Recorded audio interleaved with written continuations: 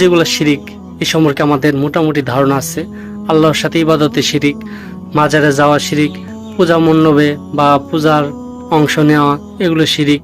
কিন্তু আমরা যে কথা কাজে শিরিক করি এটা অনেকেই হয়তোবা জানি না। যেমন ধরেন, আমরা বলে ফেলি তুমি জীবনে উন্নতি করতে পারবো না, তোমাকে দ্বারা জীবনে কিচ্ছুই হবে না, অমুক ডাক্তারের জন্য বেঁচে গেলাম, অমুক সাহায্য না করলে আমি চলতেই পারতাম না।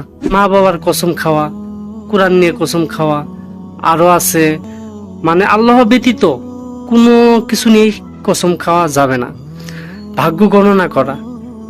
এই যে একটা ভিডিও ভাইরাল হয়েছে রাগ করলা, এর ভিতরেও অনেক শিরিকি কথা আছে, বা ভাগ্য গণনা সম্পর্কে অনেক ধারণা দেওয়া আছে, এগুলো শিরিক। আমরা অনেক কথা বলি শিরিকি কথা, এগুলো থেকে বিরত থাকতে হবে। আমাদের জানতে হবে কি কি কথা বললে শিরিক হয়। আমরা যখন বালা মুসিবতে পড়ি তখন যাই কবিরাজের কাছে, এগুলো শিরিকের অন্তর্ভুক্ত।